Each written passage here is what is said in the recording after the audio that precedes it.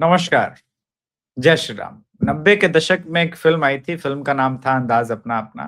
आमिर खान, शाहरुख खान, परेश रावल अभिनीत ये फ़िल्म थी जिसमें एक्ट्रेस करिश्मा कपूर, रवीना टंडन थे। अब आप सोच रहे होंगे कि भाई ये क्या बात कर रहे हैं कि आपने लिखा मान जा यार मोदी और ये उसका कारण है, उस फ़िल्म में एक संवाद था, "हट! 2 दोस्त एक एक प्याली में चाय पिएँगे, हट!" तो सामने वाला बोलता है, "नहीं, नहीं, नहीं, नहीं, नहीं, मुझे इसके साथ नहीं रहना है।" फिर उसमें एक और डायलॉग था, यार गलती से मिस्टेक हो गया। तो ट्रम्प इन दिनों दोनों संवाद नरेंद्र मोदी से बोल रहे हैं, पूरी दुनिया के सामने, "हट! मैं और मोदी एक ही प्याली में चाय पिएँगे, वी आर बेस्ट फ्रेंड, बहुत अच्छा, सब कुछ ठीक है, India is great, great, great" फिर से। मोदी ने बोला, "हट, हट, नहीं मानेंगे।" बोला, "यार गलती से मिस्टेक हो गया, तुझे क्या चाहिए? तुझे पीओके चाहिए? तू बोल ना यार, मैं पीओके समर्थन में बयान दिलवा रहा हूँ ना यार, तू बोल तो।" अच्छा, तू घिरा हुआ है राहुल गांधी से ना, इलेक्शन को लेकर के। मैं बोलता हूँ दुनिया में सबसे अच्छी व्यवस्था अगर चुनाव की कहीं है, तो इंडिया में है ना भाई। तू बोल ना क्या चाहिए? एक बार बैठ के बात कर लेगा, तेरा क्या चला जाएगा? मानता हूँ, मैं बड़बोला हूँ, मुझसे कुछ गलती हुई है, इसका क्या मतलब? अरे 2 देश की बात है यार, हम दोनों डेमोक्रेटिक देश हैं यार। मिल बैठ के सुलझा लेंगे, 2 दोस्त का मामला है। इसमें ये साले पाकिस्तानी क्या कर रहे हैं? तू बोल तो यार। और मोदी जी एकदम मुंह फुलाए हुए हैं, बोला, यार तुमने अभी अभी ट्राई किया था ना, अभी थोड़ी देर पहले ट्राई किया था ना। ट्रम्प बोल रहा है, यार बोल तो रहा हूँ गलती से मिस्टेक हो गया, बोल तो रहा हूँ यार भाई, आप इतना लोड क्यों ले रहे हो? फिर मोदी बोला, ये जो चल रहा है ना, ये कॉकरोच वॉकरोच सारा चीज मुझे नहीं पता कि किसका खेल है।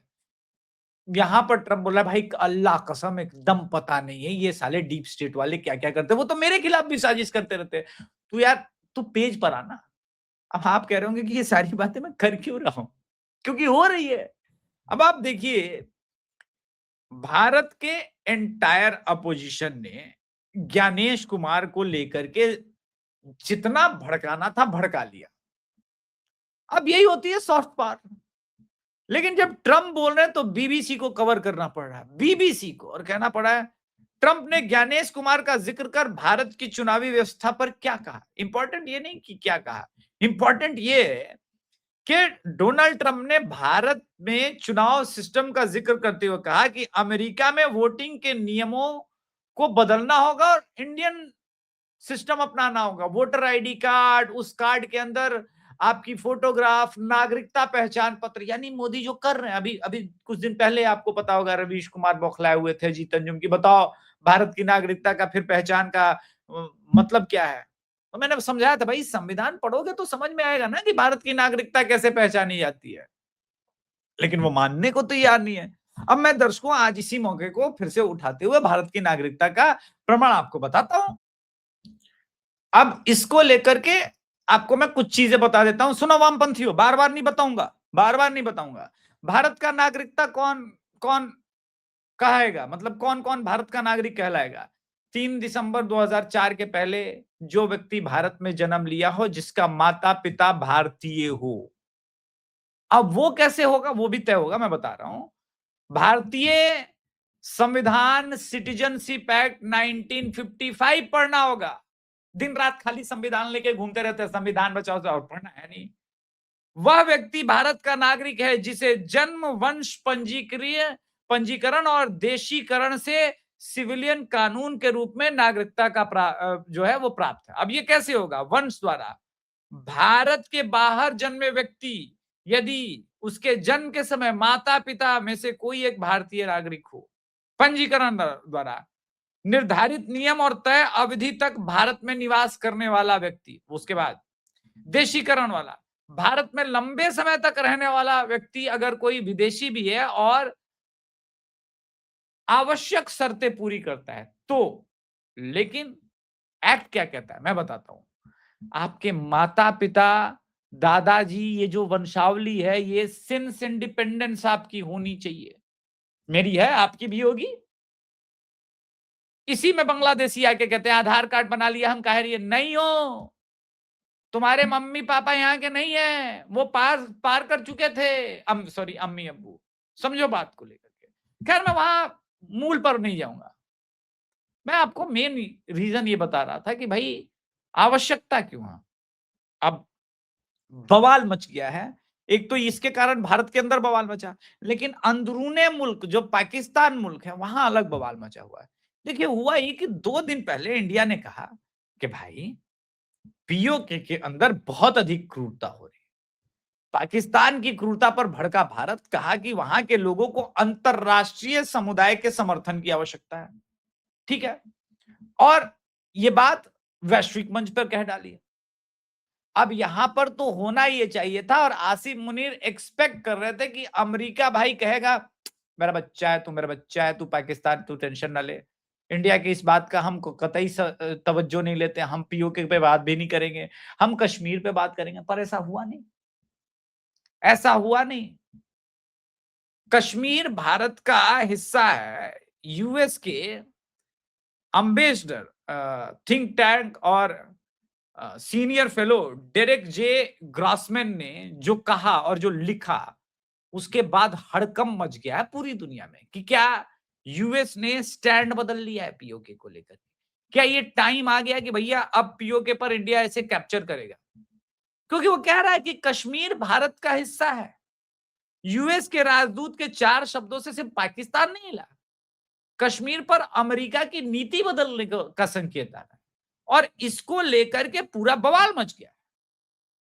क्योंकि आसिफ मुनीर और ख्वाजा आसिफ से लेके सब ये कह रहे ये कैसे हो गया भाई, ये तो हमारा मतलब ही नहीं बनता था।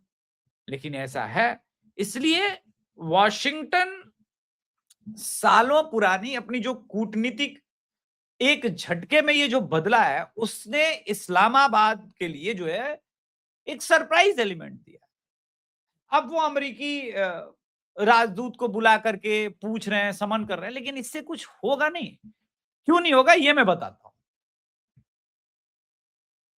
अब इंटरेस्टिंग स्टोरी कहां आती है, उसके बाद पाकिस्तान में बवाल होना तय था। ये अब सर्जियो गोर ऐसी बयानबाजी करेंगे तो तकलीफ तो होगी। कश्मीर में सर्जियो गोर के बयान के बाद पाकिस्तान ने अमेरिकी राजनयिक को किया तलब और कहा, उस पर आते हैं कि क्या कहा। ये थोड़ा मैं स्क्रीन पर पढ़ रहा हूं, आप लोग बहुत ध्यान से सुनिएगा, क्योंकि बवाल आपको असली बिटवीन द लाइन यहां समझ में आएगा। भारत में अमेरिका के राजदूत सर्जियो गोर ने जम्मू कश्मीर का दौरा किया और मुख्यमंत्री उमर अब्दुल्ला से मुलाकात की। इस पॉइंट को जरा ध्यान में रखिएगा कि उमर अब्दुल्ला से मुलाकात की। उसके बाद पाकिस्तान ने अमेरिकी राजनयिक को तलब किया। श्रीनगर में मुलाकात के बाद साउथ और सेंट्रल एशिया के अमेरिका के विशेष दूत है, ये बात ध्यान रखने की बात है, साउथ और सेंट्रल एशिया के ये पत्रकारों से बात करते वक्त कहा कि यह भारत का अहम हिस्सा है। सर्जियो गौर के दौरे के बाद पाकिस्तान विदेश मंत्रालय ने इस्लामाबाद के अमेरिकी जॉर्ज डी अफेयर्स को तलब किया और विदेश मंत्रालय की ओर से बयान जारी करके कहा, आज इस्लामाबाद में अमेरिकी जॉर्ज डी अफेयर्स को विदेश मंत्रालय में तलब किया गया। ठीक है, और अमेरिकी राजदूत द्वारा जम्मू कश्मीर के दौरान विजिट के दौरान दिए गए बयान के बारे में तथ्यात्मक रूप से गलत बयान देने पर कड़ा विरोध प्रकट किया।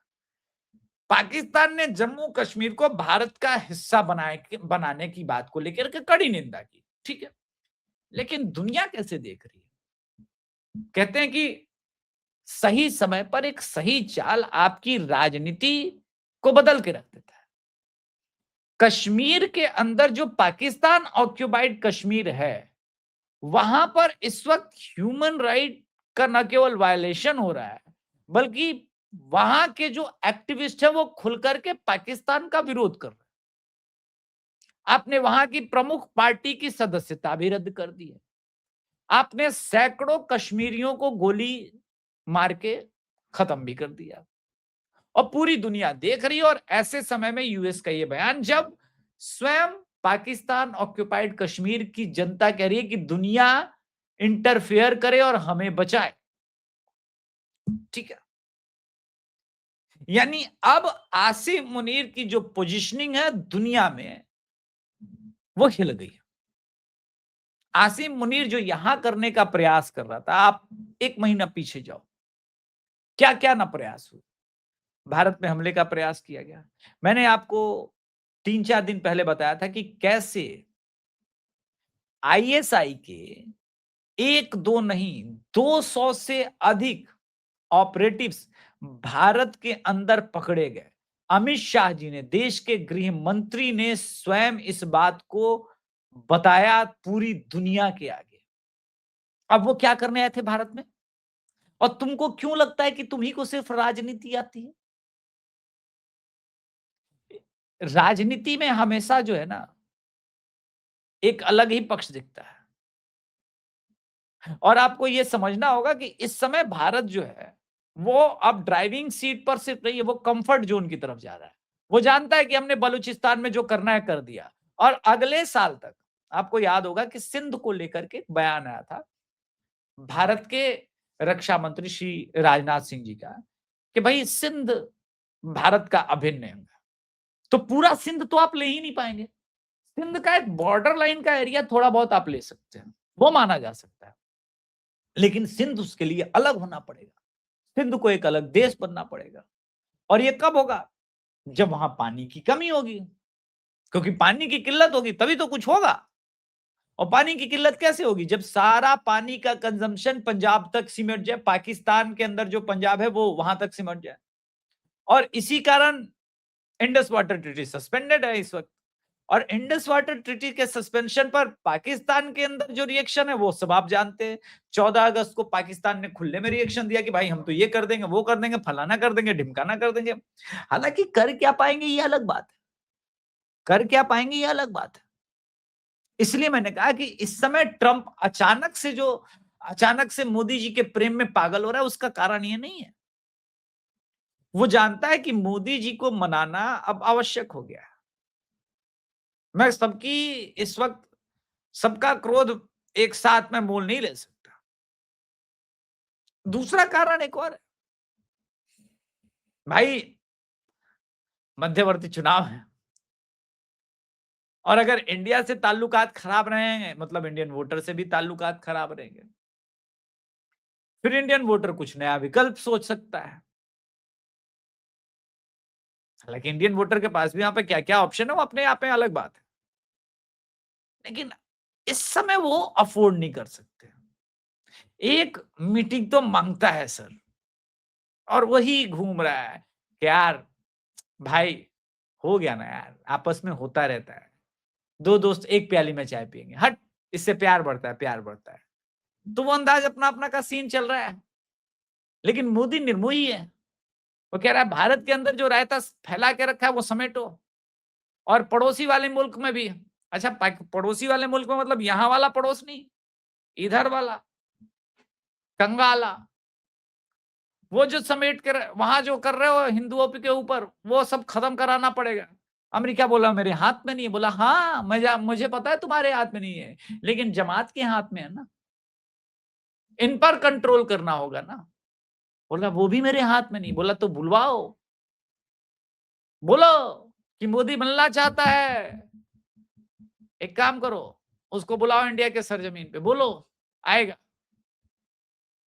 अब आप कल्पना कर सकते हैं कि बांग्लादेश का प्रधानमंत्री भारत के प्रधानमंत्री जी से मिलने के लिए भारत में आता है, भारत झोली भर के रुपया पैसा सब कुछ जो देता रहा है वो देगा, क्योंकि आप पूरे आवाम को अपना दुश्मन नहीं बनाते हो ना, धीरे धीरे पैठ करते हो।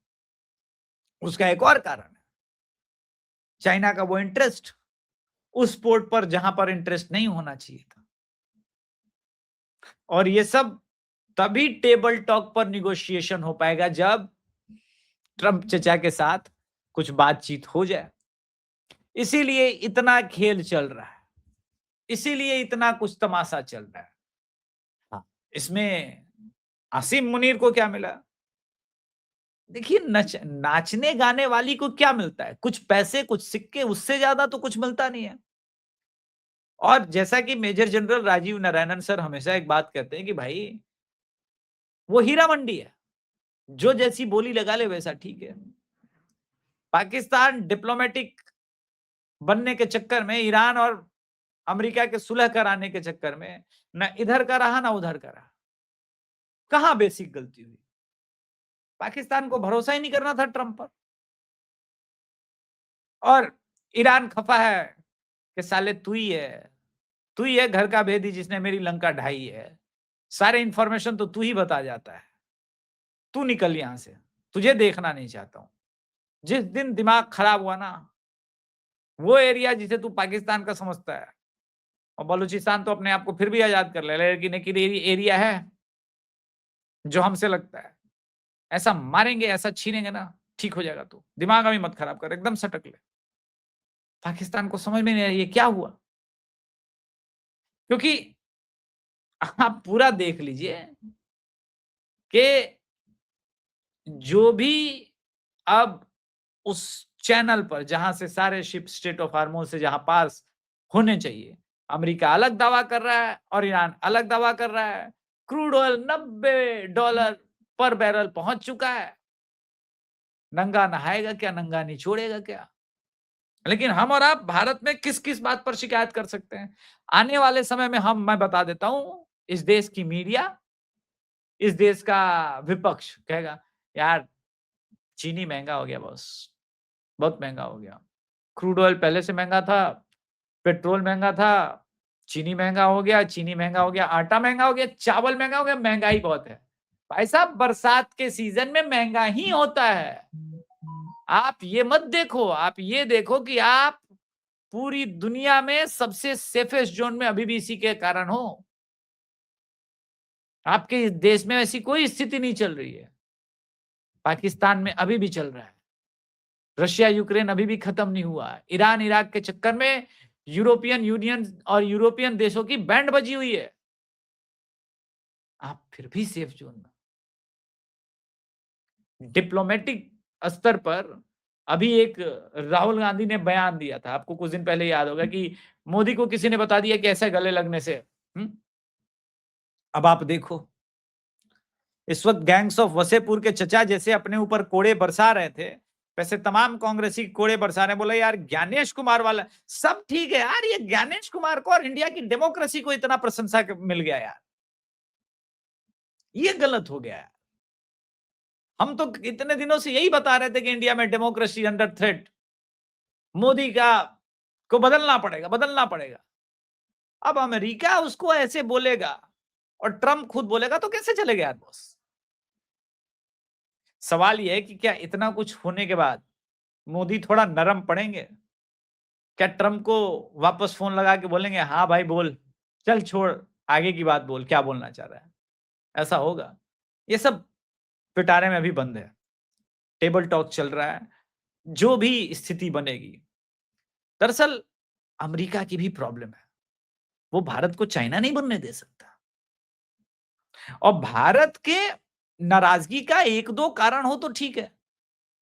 हमारा 4.5 साल से जनरल इलेक्ट्रिक मोटर्स का आपने इंजन रोक के रखा है।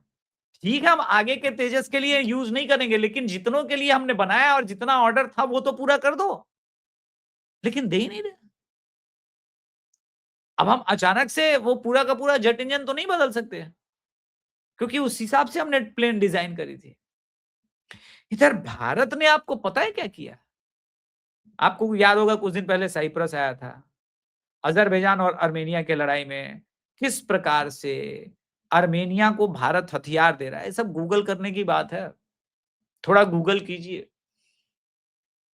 जो ऑपरेशन सिंदूर के समय टर्की, पाकिस्तान, इनका जो अलायंस बना था, उसमें अजरबैजान भी कूद पड़े थे, बोला ना ना हम भी इस्लामिक देश हैं, हम तो एकदम इंडिया के अगेंस्ट में थे। तो भाई उतना ही कूदना चाहिए जितना कूदा हो। इसके पहले तक भारत का एक लाइन ड्रॉ था, भैया हम दूसरे देश के इंटरनल मैटर में हस्तक्षेप नहीं करेंगे, हम किसी का पक्ष नहीं लेंगे, हम न्यूट्रल रहेंगे। अजरबैजान और तुर्की को गुमान हो गया कि भाई भारत तो कुछ करेगा नहीं। भारत साइप्रस भी पहुंच गया और भारत आर्मेनिया भी पहुंच गया। और अब जो आर्मेनिया को भारत अपने हथियार दे रहा है, उसमें जो डील है वो ब्रह्मोस तक पहुंच गई है। अब जरा सोचिए कि आर्मेनिया के पास ब्रह्मोस होगा, अजरबैजान कितने घंटे टिकेगा उसके आगे? दिन नहीं बोल रहा हूं, कितने घंटे टिकेगा? और भारत को होगा प्रॉफिट, फायदा फायदा। सानू तो धंधा करना मांग रहा है भाई। हमारा तो यही है कि भाई अब यूपी में इतना ब्रह्मोस बनाएंगे तो कहीं तो बेचेंगे यार। इसलिए उत्तर प्रदेश के चुनाव में ये बहुत क्रूशियल है कि भाजपा की सरकार बने। ये जियोपॉलिटिकली भी आपके लिए बहुत सुरक्षित है और इंटरनल राजनीति के लिए। इसलिए जब यूपी के बारे में सोचिएगा तो ये जो वैश्विक हालात बदल रहे हैं, इस पर बहुत ध्यान देने की आवश्यकता है। तो चलिए, आज के संस्करण में इतना ही। कृपया चैनल को सब्सक्राइब कीजिए, वीडियो को लाइक कीजिए। धन्यवाद। जय श्री राम। हर हर महादेव।